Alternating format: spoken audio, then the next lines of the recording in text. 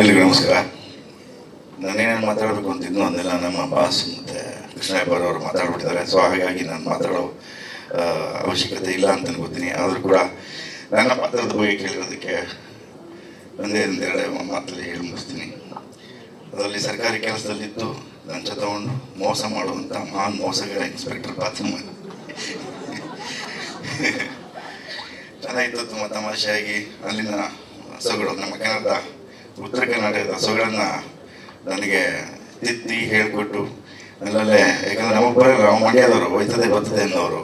ಸಡನ್ನಾಗಿ ಉತ್ತರ ಕರ್ನಾಟಕದ ಕನ್ನಡ ಹಸುಗಳನ್ನು ಮಾತಾಡಬೇಕು ಅಂದರೆ ತುಂಬ ಕಷ್ಟ ಆಗುತ್ತೆ. ಯಾಕೆಂದರೆ ಉತ್ತರ ಕರ್ನಾಟಕದ ಹಸುಗಳು ಹೆಂಗೆ ಅಂದರೆ ಅದೊಂಥರ ಲಾಲಿ ಆಡ್ದಂಗೆ, ಅದು ಆ ಸೊಗಡೆ ಅಂತ ಚಂದ, ಆ ಕನ್ನಡದ ಸೊಗಡೆ ಅಷ್ಟು ಚಂದ ಅದು. ಸೊ ಹಾಗಾಗಿ ಸರ್ ನೀವು ಹೇಳಿ ನಿಮ್ಮ ನನಗೆ ಕಾಪಿ ಪೇಸ್ಟ್ ಮಾಡ್ತೀನಿ ನಾನು ಅಂತ ಹೇಳಿ ಮಾಡಿದೆ. ಆ್ಯಂಡ್ ಡಬ್ಬಿಂಗಲ್ಲಿ ಕೂಡ ಸಪೋರ್ಟ್ ಮಾಡಿದ್ರು. ತುಂಬ ಖುಷಿ ಆಯಿತು ಆ ಪಾತ್ರದ ಬಗ್ಗೆ.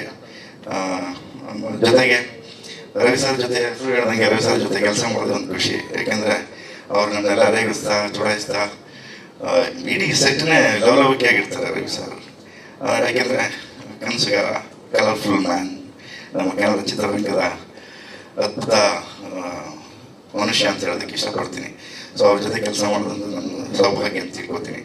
ಸೊ ಹಾಗಾಗಿ ಇಷ್ಟು ಜನ ಅಂದರೆ ಈ ಸಿನಿಮಾದಲ್ಲಿ ಕಾಸ್ಟಿಂಗ್ ಮಾಡೋದು, ಅದ್ಭುತವಾದ ಕಾಸ್ಟಿಂಗ್ ಮಾಡಿದ್ದಾರೆ ನಮ್ಮ ಗುರುರಾಜ್ ಸರ್. ಆ ಕಾಸ್ಟಿಂಗ್ ಒಳಗಡೆ ನಾನು ಇದ್ದೀನಿ, ನನ್ನ ಮಗನೂ ಇದ್ದಾನೆ ಅನ್ನೋದಕ್ಕೆ ತುಂಬ ಖುಷಿ ಆಗುತ್ತೆ. ಸೊ ಇನ್ನೇನು ವಿಷಯ ಇಲ್ಲ. ಜೊತೆಗೆ ಥ್ಯಾಂಕ್ ಯು ಸರ್, ನನ್ನ ಮಗನೊಂದು ಪಾತ್ರ ಕೊಟ್ಟಿದ್ದಕ್ಕೆ. ಅದು ನಾನು ಕೇಳ್ಕೊಳ್ಳಿಲ್ಲ, ನೀವೇ ಕರೆದುಕೊಟ್ಟಿದ್ರ, ಮುಂಚೆನೇ ಹೇಳ್ಬಿಡ್ತೀನಿ. ಯಾಕೆಂದರೆ ಇತ್ತೀಗೆ ಅದೇನೇ ನೆಪೋಟಿಸಮ್ ಅಂತಾರೆ, ಎಲ್ಲರೂ ಹೇಳ್ತಿರ್ತಾರೆ ಅವ್ರವ್ರ ಮಕ್ಕಳನ್ನೇ ಬೆಳೆಸ್ತಾರೆ, ಬೇರೆಯವ್ರ ಮಕ್ಕಳನ್ನ ಬೆಳೆಸ್ತಾರೆ ಅಂತೆಲ್ಲ ಹೇಳ್ಬಿಡ್ತಾರೆ. ಸೊ ನೀವೇ ಕರ್ಕೊಟ್ಟಿದ್ದು